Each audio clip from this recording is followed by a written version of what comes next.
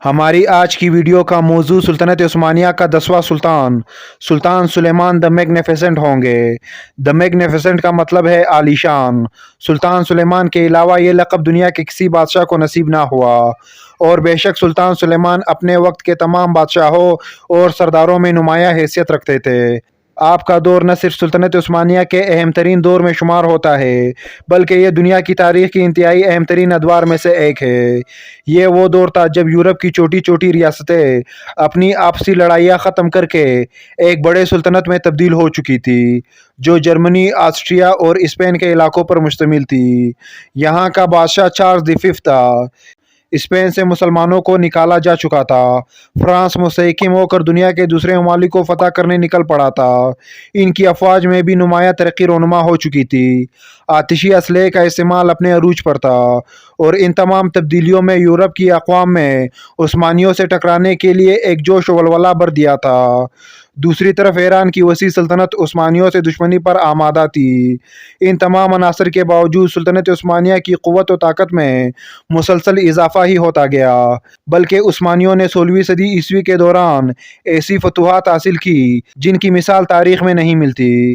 اس کامیابی کا سبب یہ تھا کہ سلطنت عثمانیہ کی عنان حکومت ایک ایسے شخص کے ہاتھ میں تھی جو بلا شبہ سلطنت عثمانیہ کے تمام تاجداروں میں بہترین اور اس وقت کی دنیا کا سب سے بڑا شہنشاہ تھا، جس کا نام تھا سلطان سلیمان دی میگنیفیسنٹ۔ سلطان سلیمان 1520 عیسوی کو 26 سال کی عمر میں تخت نشین ہوئے۔ وہ اپنے لڑکپن کی عمر سے ہی مختلف صوبوں کے گورنر رہ چکے تھے۔ اس کے علاوہ ان کے والد سلطان سلیم جب ایران کے مہم پر روانہ ہوئے تب انہیں اپنے نائب کی حیثیت سے قسطنطنیہ کا تخت سونپا۔ اس لیے آپ کو امور سلطنت کو سمجھنے میں کوئی دشواری پیش نہ آئی، بلکہ سلطان سلیمان اپنی عظمت اور مقبولیت میں گزشتہ تمام سلاطین سے سبقت لے گئے۔ آپ نہایت ہی رحم دل اور انصاف پسند بادشاہ تھے۔ آپ کے والد سلطان سلیم نے جن لوگوں کے ساتھ ظلم و زیادتی برتی تھی، آپ نے ان تمام کے ساتھ عدل و انصاف پر مبنی سلوک کیا۔ عام رعایا کی فلاح و بہبود کے لیے رنگ و نسل اور مذہب کی تفریق کے بغیر ایسے اقدامات کیے کہ تمام سلطنت خوشحالی اور امن و امان کا گہوارہ بن گئی۔ آپ کے شروعاتی دور میں آپ کی نوجوانی کو دیکھتے ہوئے 4 بغاوتیں اٹھی، لیکن آپ نے نہایت ہی تدبیر و حکمت کے ساتھ ان کا خاتمہ کیا۔ اس کے بعد آپ اپنے والد محترم کے ادھورے کاموں کو پورا کرنے نکلے، جس میں ہنگری کی فتح سب سے اہم تھی۔ پہلے تو سلطان سلیمان نے ہنگری کے بادشاہ لوئس ثانی کے پاس اپنا سفیر بھیجا اور خراج کا مطالبہ کیا۔ اس کے جواب میں لوئس ثانی نے عثمانی سفیروں کو قتل کروا دیا۔ یہ سن کر سلطان سلیمان ایک بڑے لشکر اور توپ خانے کے ہمراہ ہنگری کے لیے روانہ ہوئے اور بلغراد شہر کا محاصرہ کر لیا۔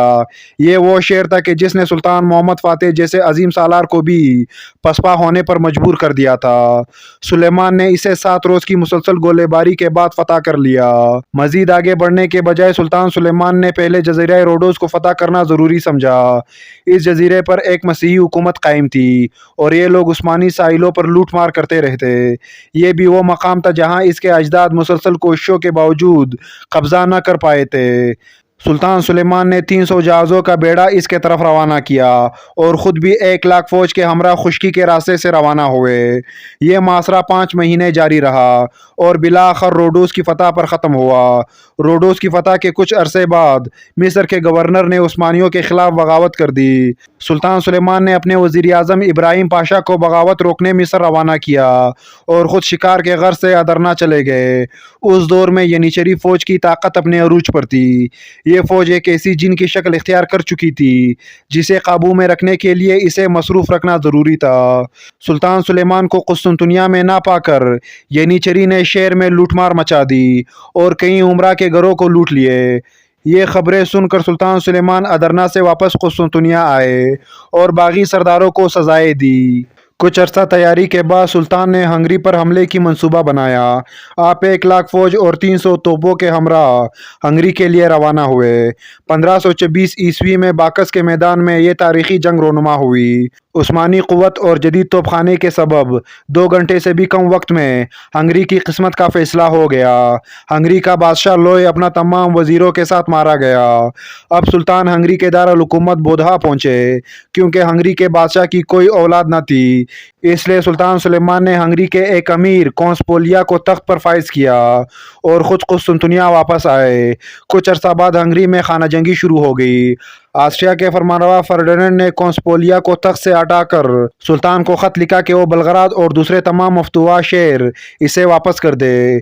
अब सुल्तान सुलेमान 2.5 लाख लश्कर और 300 तोपों के हमरा हंगरी के दारुल हुकूमत बोदा पहुंचे और फर्डिनेंड को इबरतनाक शिकस्त से दो चार करके वापस पोलिया को तख्त पर बिठा दिया। यहाँ से सुल्तान वायाना की तरफ बढ़े और इस शहर का मासरा कर लिया, लेकिन मौसम की सख्ती और नासाजगार हालात के सबब वापस लौटना पड़ा। 3 साल बाद सुल्तान एक मरतबा फिर एक बड़ी फौज लेकर हंगरी की जानिब रवाना हुए और इस मरतबा हंगरी को मुस्तकिल तौर पर अपनी हुकूमत का हिस्सा बना लिया और साथ साथ ऑस्ट्रिया को भी फतह कर लिया। करीब था कि उस्मानी सारा यूरोप फतह कर लेते, लेकिन इस दौरान सुल्तान सुलेमान को ईरान की जानिब मतवज्जा होना पड़ा। आप 1534 ईस्वी में एक बड़ी फौज के साथ ईरान के मुहिम पर रवाना हुए। सबसे पहले तबरेज़, फिर मोसल और फिर बगदाद पर कब्जा किया गया। ईरान की कोई ताकत उस्मानियों के सामने नहीं टिक पाई। यूँ सुल्तान इराक और आर्मीनिया का काफ़ी इलाका फतह करने के बाद वापस रवाना हुए।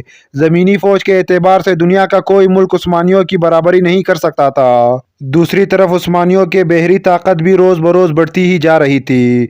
उस्मानियों का बहरी बेड़ा तो निहायत ही ताकतवर था, लेकिन इनके पास बहरी तजुर्बा रखने वाले अफराद की कमी थी। इसी दौर में एक शख्स खैरुद्दीन बारबरोसा रोनुमा हुए।